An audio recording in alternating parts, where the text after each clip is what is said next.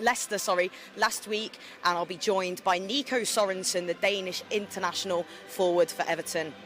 We'll have the pre-match interview with Doucouré, we'll hear from Frank Lampard, and as ever, the live commentary will be available for you on evertonfc.com. Let's start with Diamond. You know, what a game this is. I feel like every single game that we're doing, every single Everton live game we're doing, we're saying how important it is, how much of a must-win it is, and, you know, the results haven't been coming.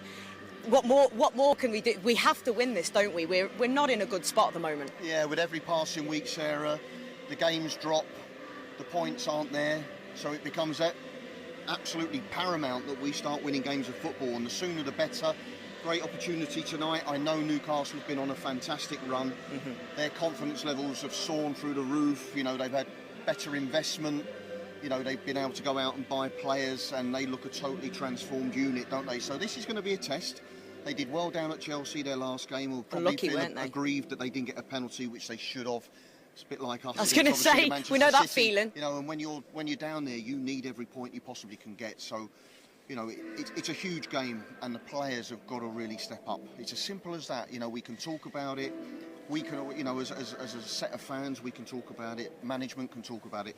There's only 11 players at any given time on that pitch who really have to step up and start performing.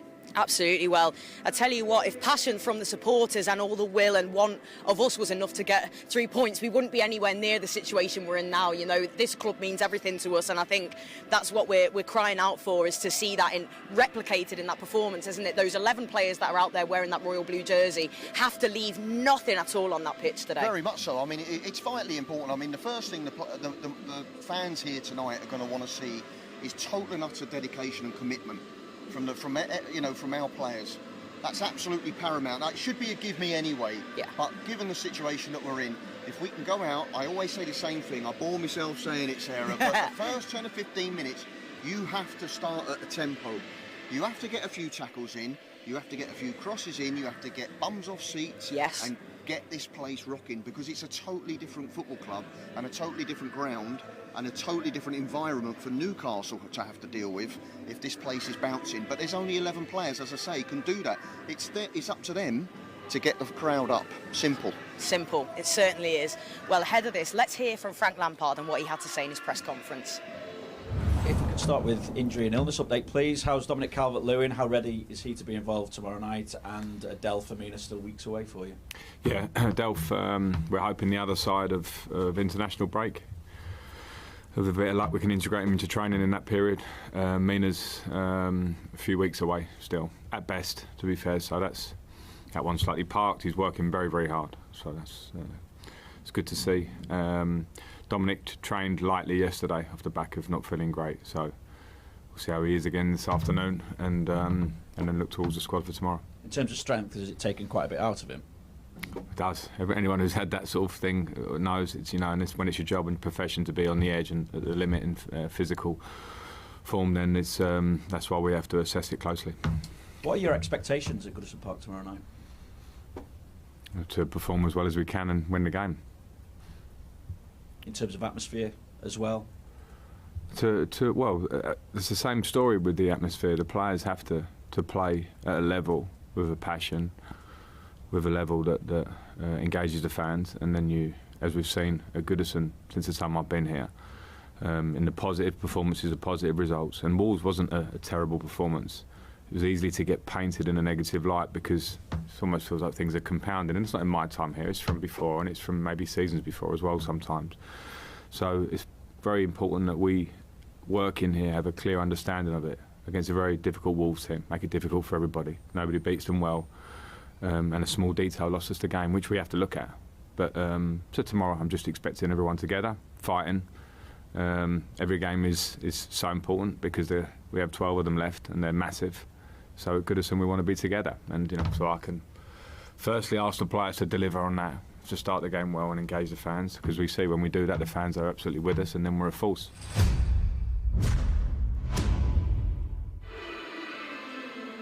Yeah, so obviously Dominic Calvert-Lewin missing last week for the game against Wolverhampton Wanderers.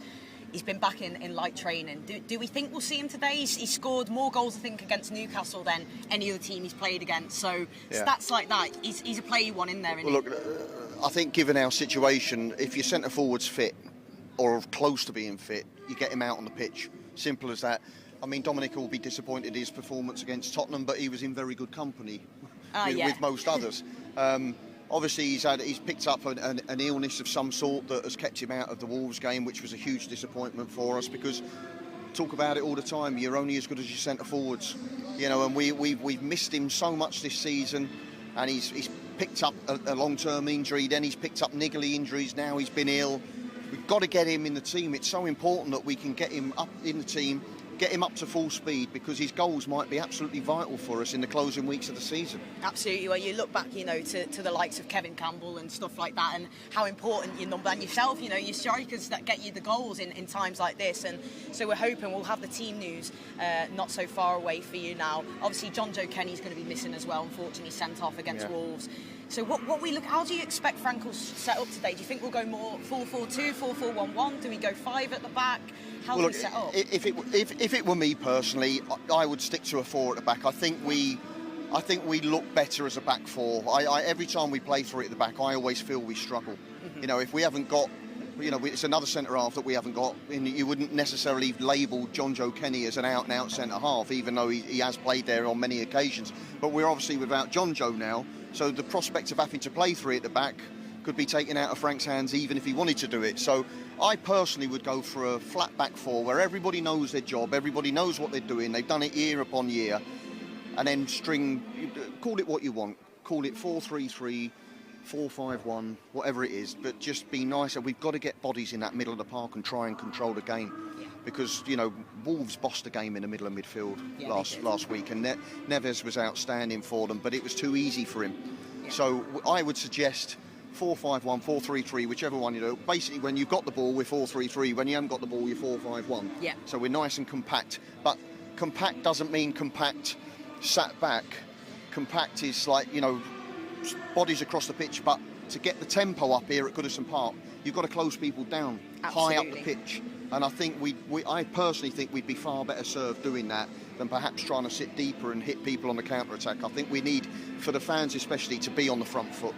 Well, this is it, we're at home, aren't we? We're at Goodison Park, and we saw the game against Leeds, for example. We took the game to Leeds, we started it, with really high tempo, scored an early goal, and from then on it was kind of one-way traffic, really. Everton dominated the game because we're all in unison then. If we start the game, take the game to Newcastle tonight and get this crowd up and do maybe what Newcastle did to us, the fans at St James's Park a month ago, whenever it was, you could see it visibly affected our boys and theirs as well, and we need to do that to them tonight. Yeah, of course. I mean, going up to Newcastle, it's the prime example of cutting your own throat, really, because we silenced the crowd, we quietened everything down after 20, 25 minutes or so, and we got ourselves a goal, but we made the fatal error of giving them back, like literally seconds later. And then all of a sudden you have to go back to what you've tried to stop in the first place, which is the fans up for it, the Newcastle players with a spring in their step. So we've got to stop making stupid errors, daft decisions and daft mistakes. We've got to be really ultra-professional from here on in. And I can kind of understand why Frank would have wanted to go to 5 at the back or 3 at the back, whichever way you want to call it, because we just had 5 scored against us at Tottenham. So I can kind of understand why he went to that, but does it fit for playing an up-tempo game here at Goodison Park? Probably not. So I think we'll go to a flat back 4 and try and be a bit more on the front foot, because it's a game we have to win. Draws aren't really enough for us. No. It would be okay in terms of getting a little bit of momentum back in the side before we go to the cup tie at Crystal Palace. And it's exactly, stop the rot. But and I know, and all the fans know, we need 3 points. Yeah. We do. We've got to win this game, and as I said, we feel like we're saying this before every show, and ultimately it's out of our hands. But we've got to do what we can as spectators in this ground, as Evertonians tonight, and really will that team on. We've just seen the player arrivals there on the screen as well. We saw Alan, etc. Do you expect to see him start tonight? I think he was a bit of he was a big miss for us last week. I think he'll probably start. Yeah. I mean, I do think we miss him. Again, legs has been an issue for us in the middle of the park, and I think he's been better since Frank's come to the club, Alan, definitely. But let's be totally utterly and frank about it. He could have left anybody out after Tottenham. Yeah. So no one could have knocked on Frank Lampard's door and said, "Why aren't I playing?" Because it was there for everybody to see. Well, you've just got stuffed 5-0 by Spurs. Yeah. So no one can argue about themselves being left out or whatever, but in the big scheme of it all, I would be surprised if he didn't start. Yeah, I think a lot of fans would be happy to see Alan back in that starting 11. We are literally about 3-4 minutes away now from getting the team news. Obviously, we've got a massive game on the weekend. Don't want to talk too much about that because this is the one. Yeah. But we know that players like Dele can't play on the weekend. Donny van der Beek can't play at the weekend. Do you expect maybe to see Frank give those two a game tonight, or...? Again, it's a difficult one because if Dele was coming on and causing mayhem and creating chances left, right and centre, and I'd say yes, the temptation is to play him.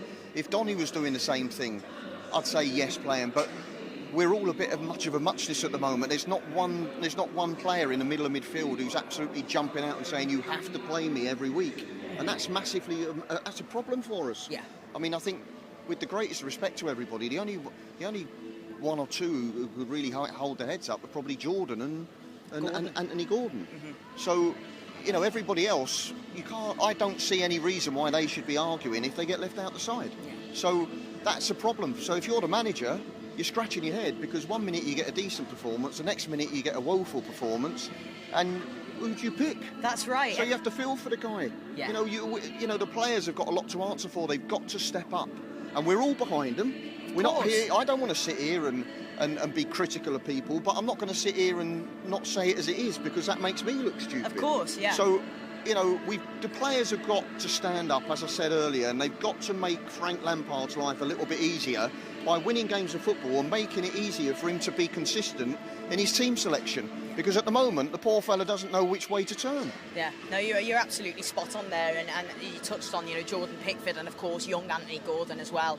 And, you know, the lad's 20, 21 years of age, and he looks like he's got the weight of the world on his shoulders at the moment, but a weight that he's carrying very well. He doesn't deserve to be on the losing teams at the moment, does he? No, he's playing with enthusiasm, freshness.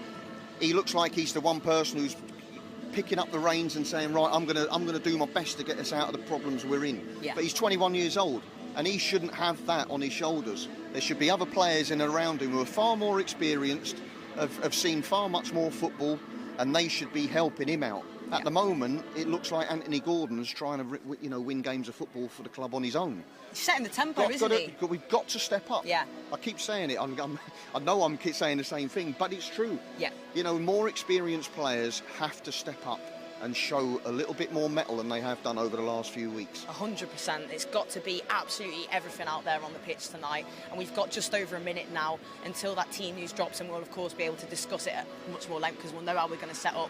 But just on the visitors as well, Newcastle, obviously you mentioned before, when they had the chance to strengthen, they really strengthened in the areas that they needed to. Yeah. They spent a lot of money and they spent it wisely, they spent it smart, and you know, look what that's done for them. They've gone on an exceptional run, fall into an unlucky defeat against Chelsea, but you know, they're going to be right up for this, aren't they, tonight? Yeah, of course they are. Yeah, I mean, as I say, that'll. It sounds a daft thing to say, but even in defeat, they'd have been buoyed by the fact that they took Chelsea to the wire. Yeah. They'll feel aggrieved that they should have got a point out of the game minimum. Yeah. It's a wonderful goal that won Chelsea the game, it has to be said. But since January, they've bought well. As you said, Sarah, they bought in positions where they needed to strengthen, especially at the back. Yeah. Joel Linton's moved into this midfield area, and he looks brilliant. A totally transformed player. So credit to Eddie Howe for getting the best out of him as well.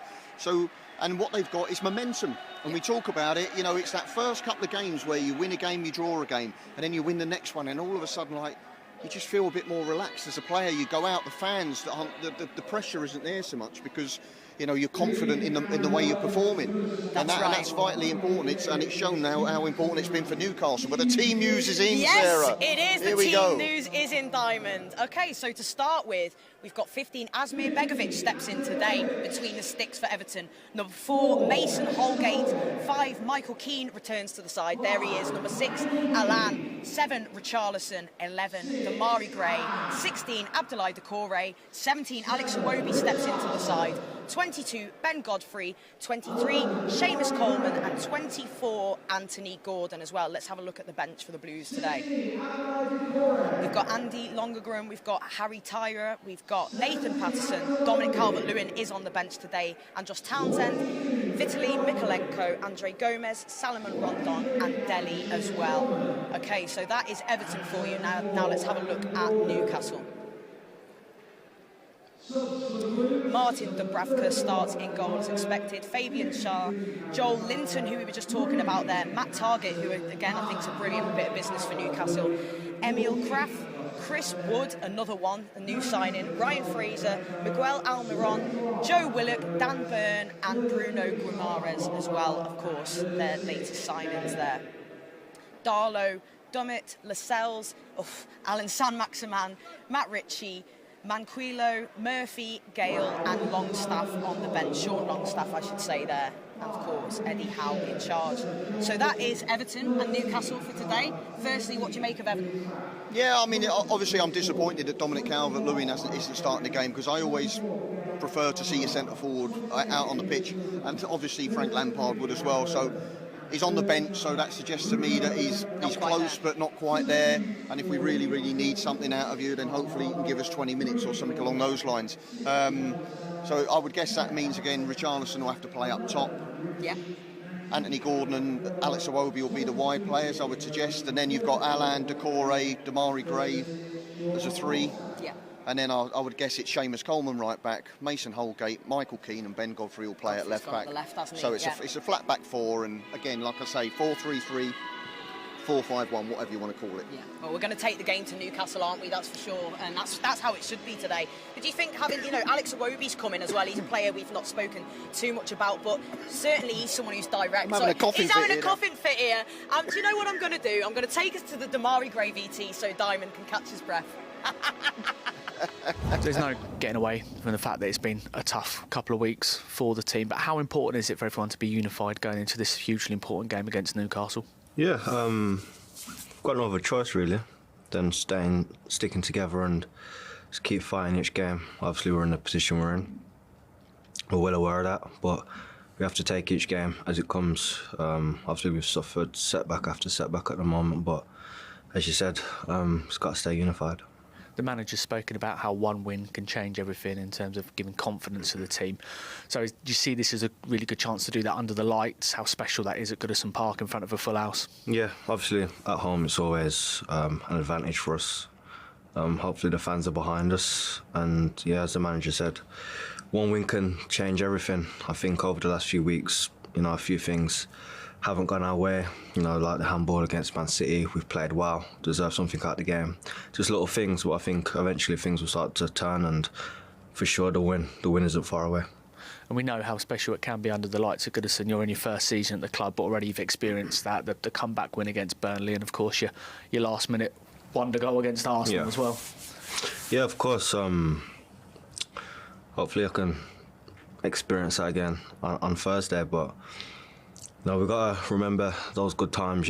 It's been difficult for us players, obviously, and for the fans, but we've had good moments this season, and it's just about kind of recreating and getting back to that level where we was at the start of the season. But as I said, it's difficult. At the minute, confidence will be low, but we have to believe, and me personally, I believe that the win is close. We have to keep repeating the basics, do the basics, and keep fighting, and for sure things will turn in our favour. You mentioned about confidence there, how important that is. The manager's also spoken. So how as players do you go about trying to rediscover that confidence? Stick to the basics. We know what we are as players, we know what we are as a group, and we all work for each other. Football is football. You have these moments, and it's been difficult for us. You can feel it from the fans as well. So I think as a club, and it's players, staff, everyone in the building here, obviously the fans are a massive bonus for us. We've just got to stick together, and I think once things turn, we get a win and some luck on our side, the confidence will lift straight away. But I think when that win does come, it's about getting another win and getting on a run. And how important is it as your squad to remember the undoubted quality that is in this squad? Yeah, very talented squad.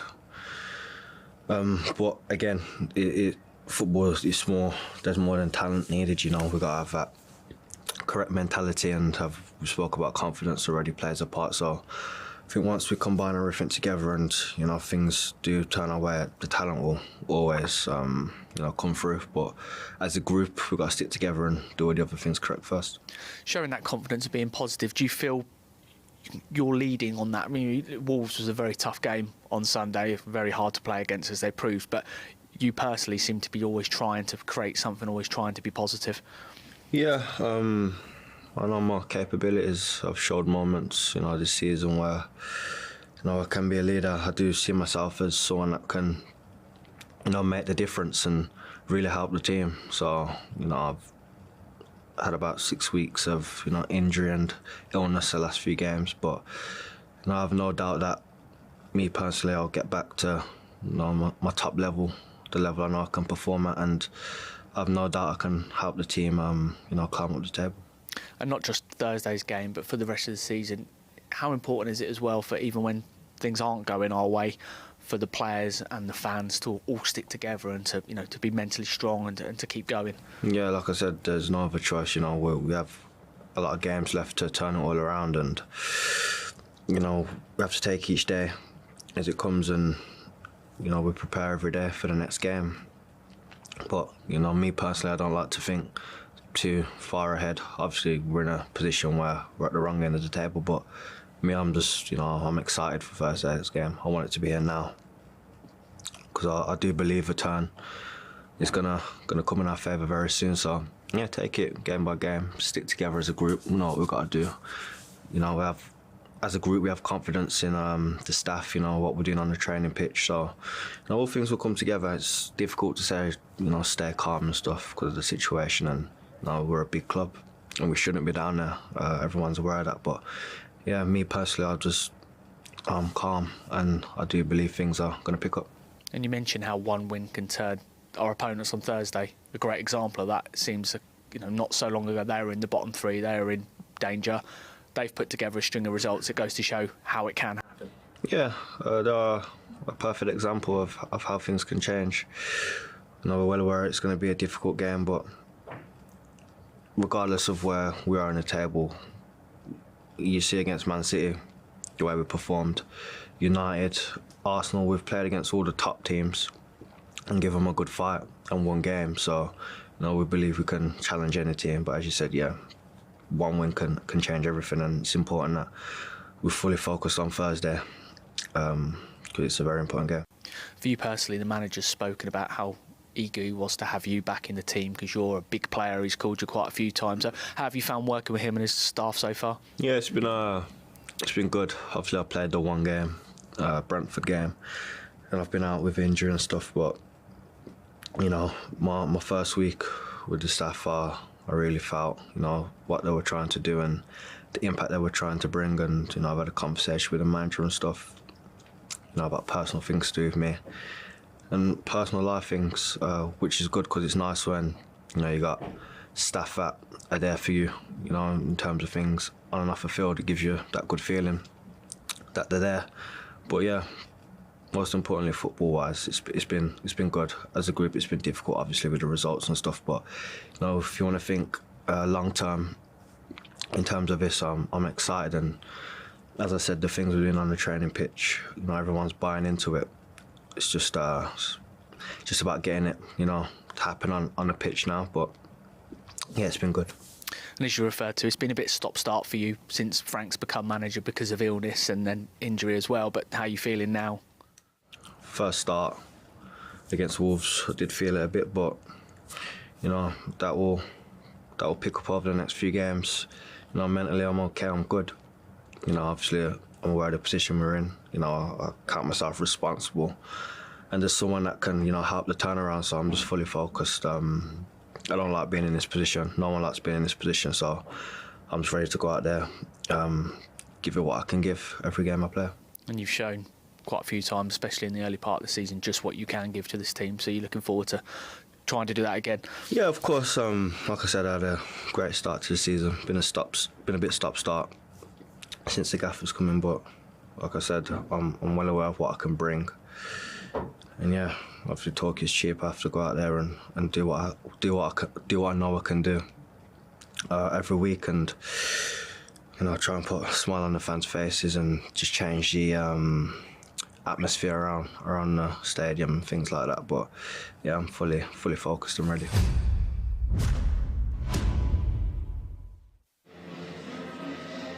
Yeah, Demarai Gray there, obviously someone that we missed for a few weeks. He had the injury, didn't he? Back in the side against Wolves, and probably a little bit unfortunate touch here in the park, and if he had a bit of a better touch, he could have put Everton a goal in front, couldn't he? Yeah, I mean, it's a shame, but good to have him back. That's the most important thing. I think over the course of the season, he's certainly been in our top 3 best players. Yeah. So if we can get him up to speed again, I mean, some people react differently. When they've been out for a while, it takes them a little bit of time to get going again. Some players can walk back in and they're absolutely fine, but certainly Demarai is one of the players that we look to be pushing in that final third and being creative, using the ball well. He's got a threat for a goal as well, so good to have him back in the side.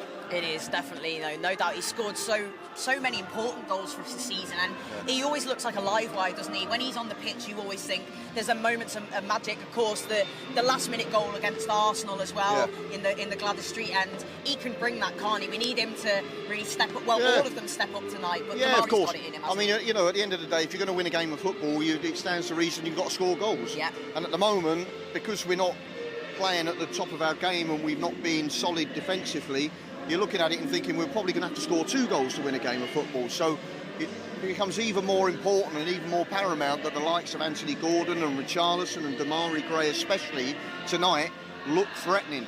Yeah. We need to create chances. We didn't really create hardly anything against Wolves. No, we didn't. We've got to create chances. We've got to look a threat, and we've got to push the opposition back as well, because all of that will get this crowd, out of their seats and get the crowd buzzing and the atmosphere where we want it to be.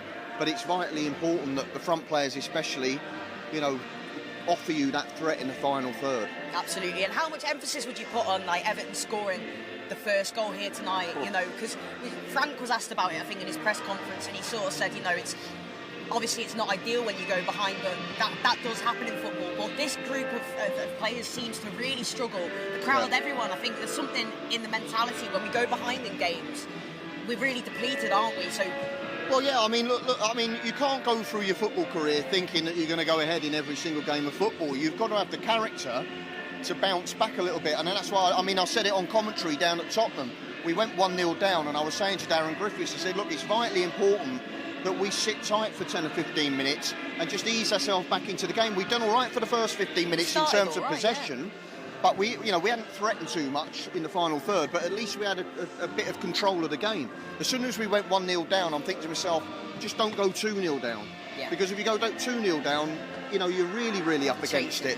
If you're 1-0 down, you're always in the game and you can always regroup and whatever. So first and foremost, if we do go a goal down, get together, become compact, do the right things again and start again and build yourself back into the game. You don't have to be 1-1 after 2 minutes of going 1-0 down, but just give yourself a chance in the game. Stay in it. Stay in the game. All too often, we've collapsed. Yeah. We've absolutely gone under, and that we can't be doing that. Now, I get that the atmosphere is difficult because of the precariousness of the situation that we're in. The nervousness kicks in around the ground. You can visibly feel it and hear it and what have you, and see it everywhere, and it's hard, but you've got to step up. You've got to deal with it. You're a professional footballer, and I'm sure it's not the first time you've been 1-0 down in a game of football in your career, so come on, use your brains and dig in. And I'm sure that's something they would have spoken at the training ground as well. I mean, I used to, when I was at Charlton under Alan Kirbishley, he always said, I don't care whether you score the first goal or you concede the first goal. What we do for the next 10 minutes is the same thing. We're going to turn them. We're going to turn their defence.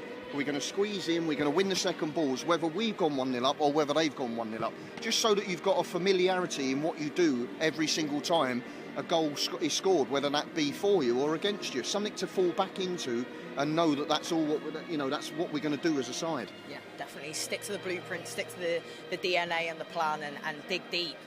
But a little bit something different now to distract us from the fast approaching kick-off. Here's Dan Meese at Bramley-Moore Dock.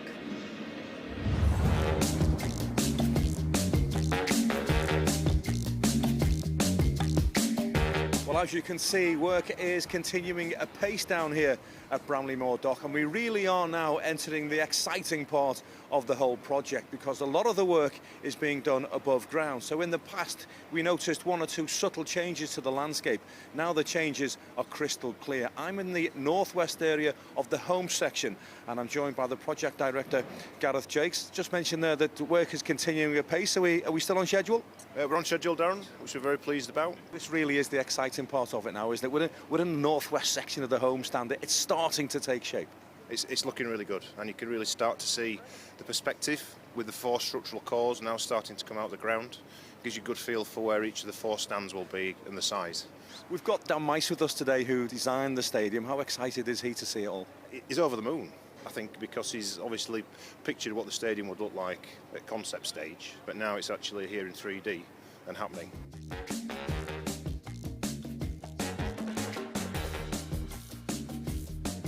Well, just a few short months ago, this was literally a dock, Bramley Moor Dock, filled to the brim with water. But as you can see now, the stadium, slowly but surely, is starting to take place, and it is a proper building site. Now, if you can imagine it, I'm just over the halfway line on the left wing, attacking the home end. And my strike partner is none other than Dan Meese. It's absolutely fabulous to see you down here at Bramley Moor Dock. What are your emotions at the moment, Dan? Well, it's so incredibly exciting. You know, it's funny, it's one of those things where these things, they start with a little sketch sometimes, there are a few scribbles here and there, and then you see hundreds of people and huge area under construction like this. And so when you see it with the dock filled in and the machinery spread out, it's a massive site. So you really do start to get a sense, particularly with some of the pieces coming up, of how vast the site is and how big the stadium is going to be. You know, to most people, they just show up one day and it's here, and when you see the technology and the effort and the coordination that goes into something as complex, that it's just fascinating. A lot of the work that's been done thus far has been underground. It's necessary work to make it all compact and make it strong enough to construct on. But this really is the exciting phase of it all now, isn't it, Dan? It will seem like it's happening very fast now as pieces start to become above ground, and early in the summer we're going to start seeing steel, and that will go very quickly too. So it still doesn't quite look like a stadium, but it'll feel that way pretty quickly. Just tell us a bit about your current role in the whole project. It's a guardianship role now, Dan, isn't it? It is a guardianship role, and I'm working closely with the club to keep an eye on how things are going and making sure that the original design is being built. And it's one of the things that we're very excited about, that although it has been a very complex process and filling in a dock, something that's never been done quite like this before, the design is intact, and I think everybody is going to be very excited to see it's exactly what we showed in those early renderings. You've had a look around the site, you've seen the work that's been done so far, you've had a good conversation with the project director. Are you pleased with how it's going so far, Dan?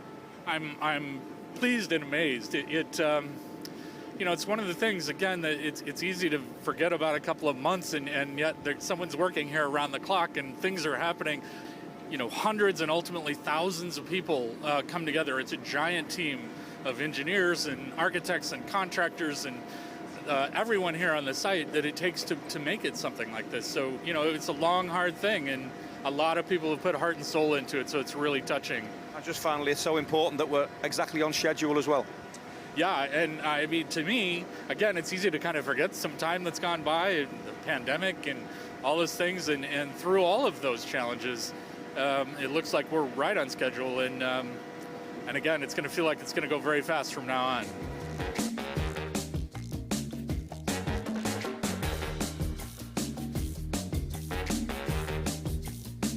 Well, one of the most recognisable landmarks of the entire Bramley Moor Dock site is, of course, the hydraulic tower. I'm right at the very top of the hydraulic tower. It's a long way up, but thankfully, there's plenty of safety equipment along the way. It gives you a fantastic view of what will be a fantastic football stadium.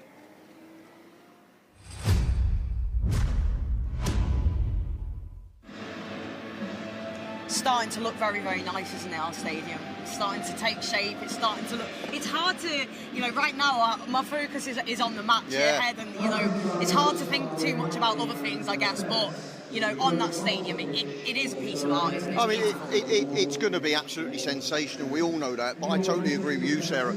My thoughts first and foremost are making sure we're safe. Yeah. We don't want to be a football club in the Championship playing in a fantastic new In the stadium like nicest that. stadium. Exactly. It's going to be a showpiece stadium on an iconic area on the edge of the River Mersey. We're going to be the pride of Merseyside, but we've got to be the pride of Merseyside from a football sense as well. So the most important thing for me is, yes, it's beautiful and it's taking shape well, and it's great to see the work that all these guys down there have done an incredible job so far. But I'm sorry to say it, my focus is purely and utterly on us making sure we're safe. Absolutely, those 90 minutes ahead, isn't it? And Everton getting 3 points that are absolutely needed. But first, Darren Griffiths spoke to James Beattie earlier on today. You never expected to see me, did you? And I'm joined by James Beattie. Goes without saying, massive game this tonight, Beats. Yeah, huge game. Lads just find themselves, just above the relegation zone on goal difference, and I think it's a time for unity. I've been involved in relegation battles before myself, obviously not at Everton, but it's time when the lads really need the fans. They need to be on side with them. As frustrating as that may be, whatever the fans have seen in previous games, they need to go back to performances such as Man City and Brentford, and even as far back as Arsenal. When the lads beat them here. I just think it's that time of the season. Everton are in that situation, and that's what's needed at the moment. Everton were outstanding against Leeds, played really well against Manchester City, very poor against Wolves. You're a coach these days, Beats. How does that happen? Well, that's the enigma of football. You try and solve every problem, before the lads go on the pitch. As you mentioned, I forgot to mention Leeds, but the team was fantastic against Leeds, and they need a repeat performance of that tonight. How does the inconsistency happen? Could be down to a number of things. Could be down. I still believe, and you know me, so 80% of the game's up there.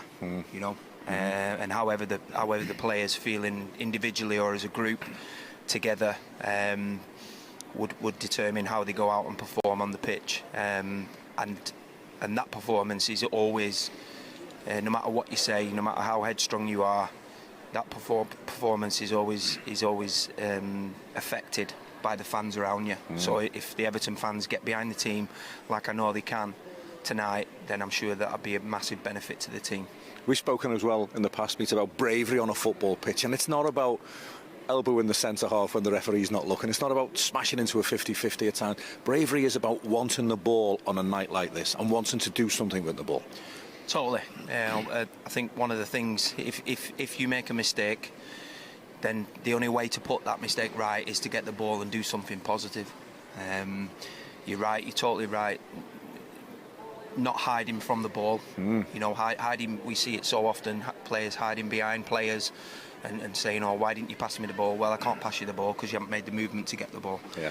And it's a position where the players need to come out the shell, express themselves, like you say, be confident and have that fighting spirit, because it's something that the club can't even consider is getting relegated. So the quality's there, isn't it? The quality is there amongst the players to get a result tonight and turn things around and get away from danger.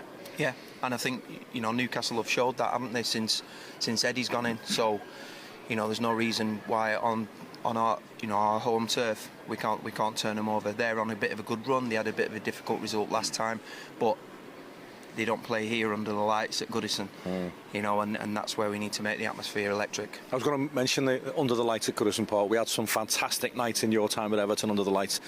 When Goodison's bouncing, when it's rocking, it does give you that. It gives you an extra yard, doesn't it? You jump an extra inch higher. Totally. I mentioned it at the beginning. The fans have a massive influence on you.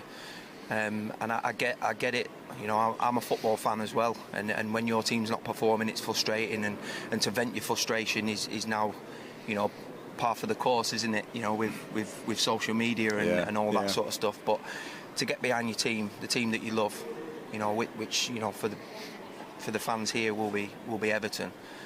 You just got to give them, like you say, that extra yard. Any promotion nerves at Wigan yet? I don't know what you're talking about. You're closing in, aren't you? Is it just a case of you're in the traffic jam? Just look at the car in front. Just look at the next game. I think it's the same. It's the same sort of thing. Everton know, they're a good team. They can perform on the day, and it's about knowing that you're in a fight. We know we're in a promotion race, but it's just having that level mentality all the time, and just going out there, doing your job, doing it to the best of your ability. And if that happens, then there's always that sort of, you're always against your opponent. So there's duels all over the pitch. Make sure Everton come out tonight winning them duels, and not falling on the wrong side of too many of them. And then, like I say, the fans can help with that mentality, because you do something good, the fans get up and they give you a lift, and then you gain confidence. Everton finish mid-table, win the FA Cup, Wigan Athletic get promoted to the Championship. We can all enjoy our summer. Perfect. That would be it, the perfect scenario. But like I say, you can't really. You have to have nerves, because nerves gives you that edge. But when it spills over into, like you said, not being brave or shying away from the ball, then that's when you can run into difficulties. But just get to that edge. Don't go over the top of the dam, as it were, and just go out and play football and naturally, wear the shirt with pride. It's a big night here at Goodison Park under the floodlights. Everton against Newcastle. We kick off at 7:45.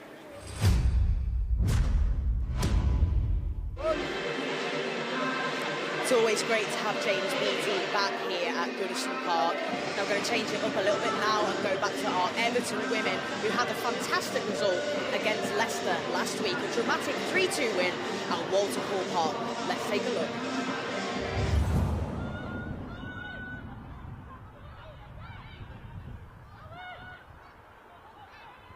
Out to the right-hand side, and Howard with the ball to the edge of the box.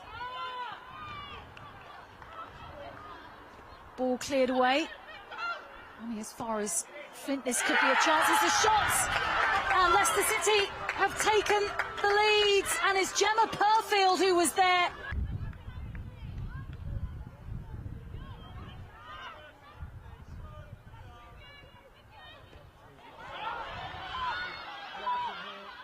This could be a real chance for Everton to equalise, and they do.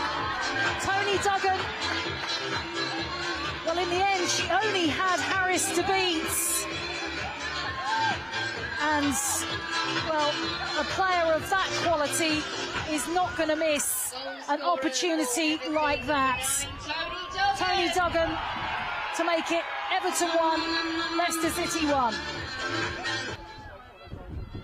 Been a long time since Everton have won at home, just that one win, the 3-1 victory against Birmingham, back to the 12th of December for the last time they shared the points at home. But they're on for a chance here to take the lead, and it is Ambergard who puts them ahead.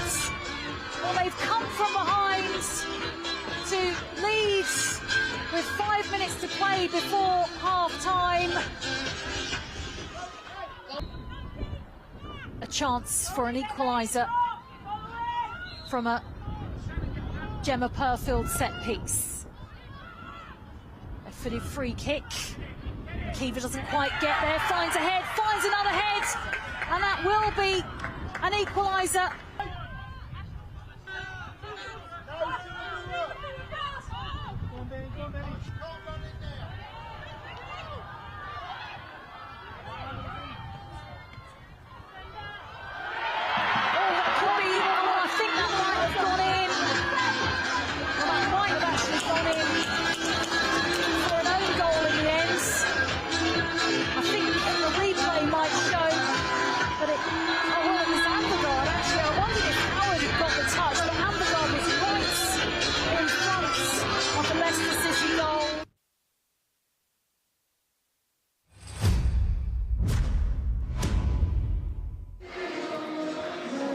And now I am smiling because I am next to the person with the best smile at Everton Football Club, Nico Sørensen.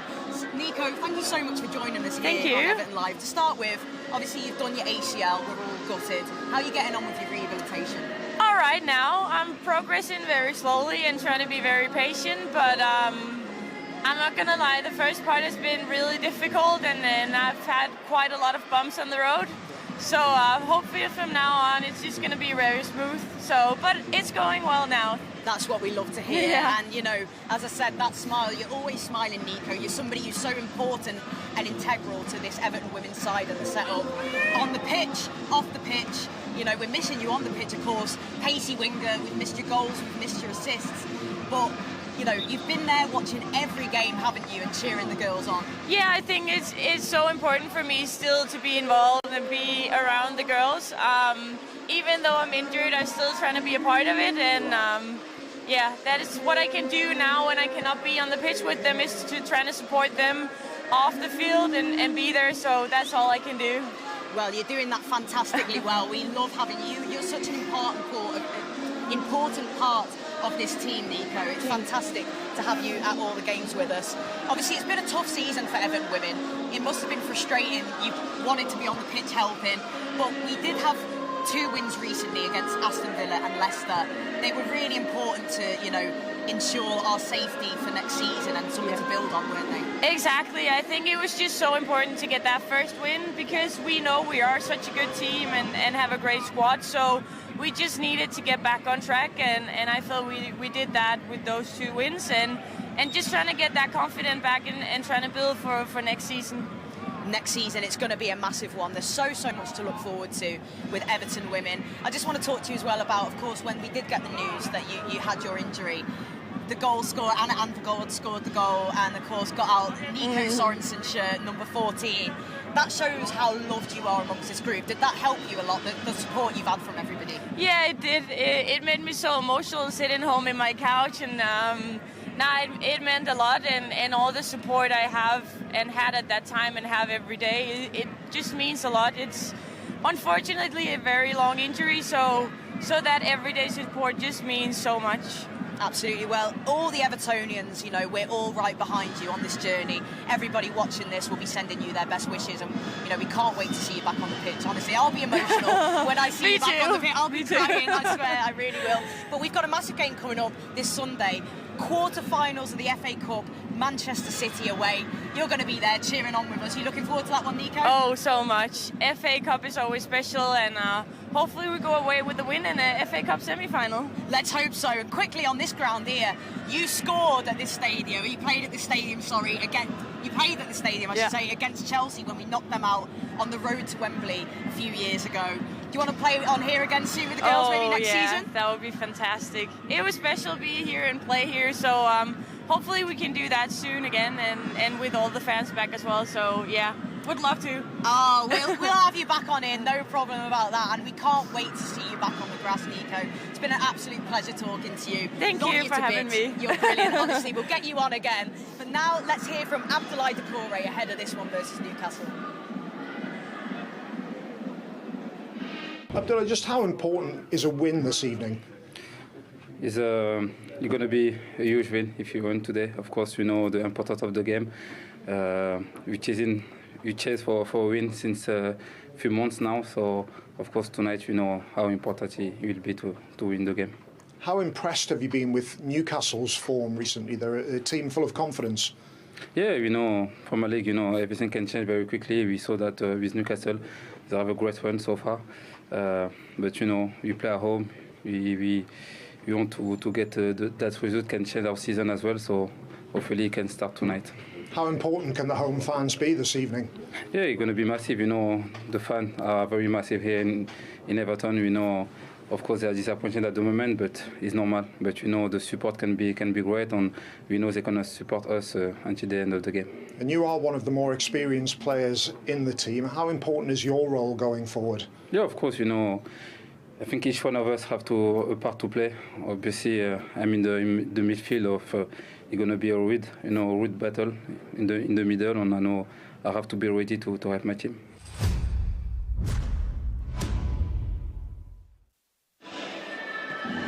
So Demarai Gray had his say ahead of this one. Kickoff's not too far off now, is it, Diamond? How are you feeling?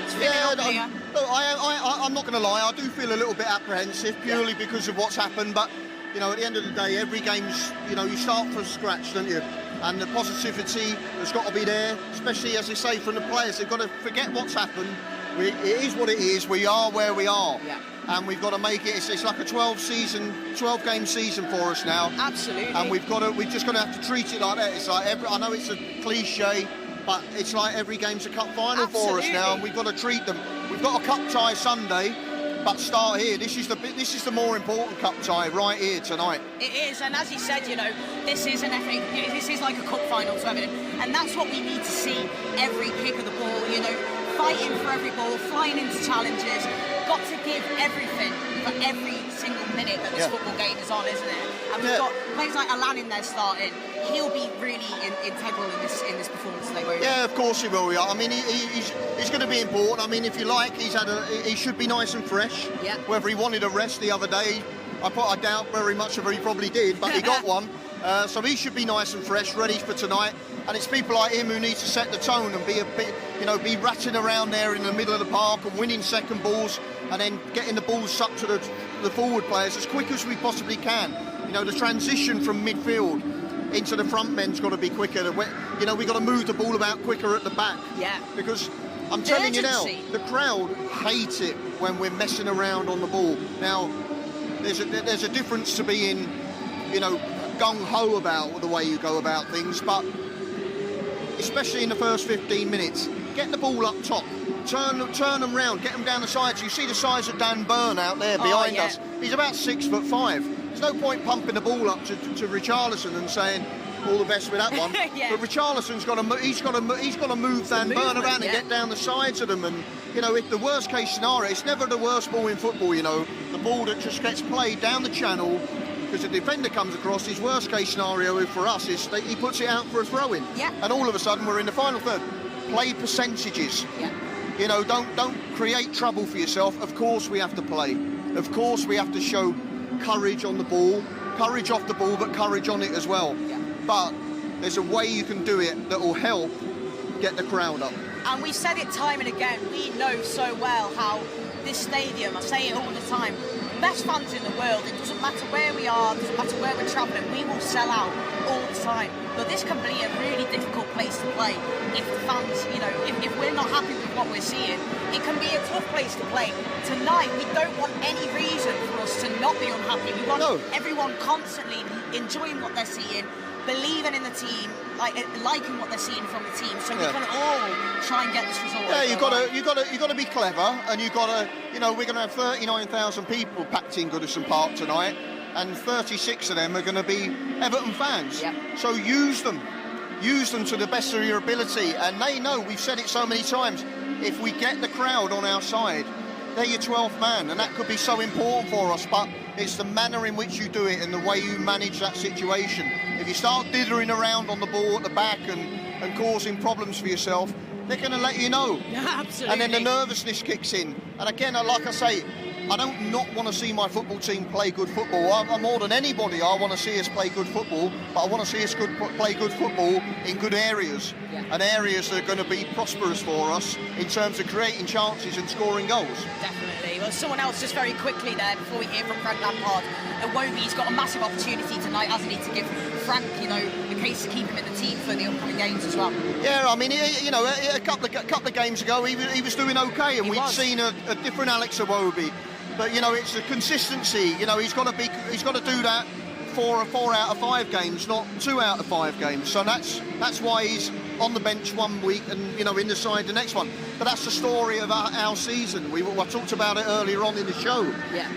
There's not been enough players consistently telling Frank Lampard, I have to play week in, week out. And I feel sorry for him because he's not sure where he's at with all the players. Yeah, absolutely. But look, no doubt about it, tonight, hugely important, and every one of those players that start in the first 11 tonight have got to give it absolutely everything, but play with your head. Absolutely, give it everything, keep the focus, and we'll all be right there behind the team. Now, let's hear from Frank Lampard ahead of this massive clash. Frank, can you talk us through the changes that you've made this evening? Yeah, well, a couple of issues. Jordan Pickford's not well. Donny van der Beek's not well. That's clear. And with that, a couple of changes for the team. Dominic, just shy of probably real fitness, was not well himself for a few days, so been training with us for a couple of days, but we need freshness, we need fitness and physical to be at our best physically, so that's it. How disappointing is it to lose Jordan? Disappointing, but these things are happening. They're very common at the minute with teams, so I won't lean on it too much, other than the fact that we've got Begovic, who's a fantastic goalkeeper, fantastic professional, absolutely trains to be ready at all times, and this is the time. With Dominic, how close was he to starting?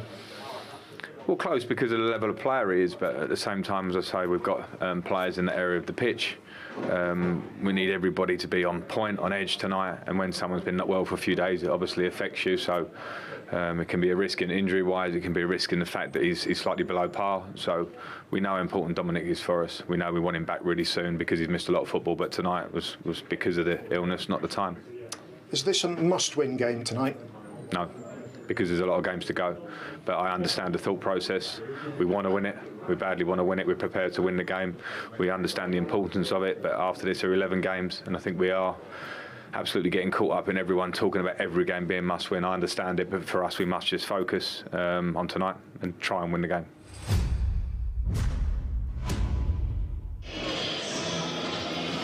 Well, there, Frank Lampard's had his final say ahead of this one.